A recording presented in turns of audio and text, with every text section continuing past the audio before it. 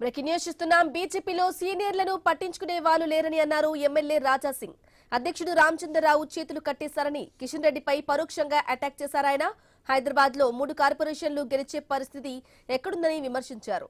ఇద్దరు ముగ్గురు ఇగో వల్ల రాష్ట్రంలో పార్టీకి దెబ్బ అని, రాష్ట్రంలో కాషాయ రాజ్యం రావాలనేది అందరి ఆకాంక్ష అని అన్నారు.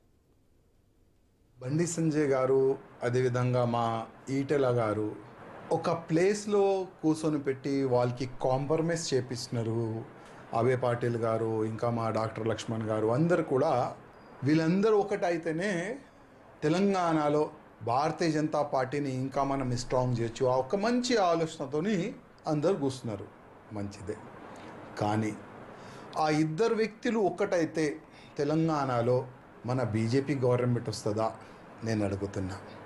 భారతీయ జనతా పార్టీలో చాలామంది సీనియర్లు, అధికారులు, సీనియర్ కార్యకర్తలు చాలామంది ఉన్నారు. వాళ్ళ పరిస్థితి ఏంది? నెక్స్ట్ మున్సిపల్ ఎలక్షన్ వస్తున్నాయి, 3 మేయర్ అవుతారంట. ఆ 3 స్థానంలో భారతీయ జనతా పార్టీ స్ట్రాంగ్ ఉందా లేదా చూస్తున్నారా? నో. 3 కాదు, ఒక్కటి కూడా కాదు. ఆ ఒక్కటి మేయర్ సీట్లో సగం గెలిచి చూపెట్టండి. రామచంద్రరావు గారు భారతీయ జనతా పార్టీకి అధ్యక్ష అయి కూడా దాదాపు సంవత్సరం అవుతుంది. ఎందుకంటే చేతులు కట్టి ప్రెసిడెంట్ను పని చేయంటే ఏ ప్రెసిడెంట్ కూడా పని చేయలేడు. కేకే కమిటీ నివేదికను వెంటనే బహిర్గతం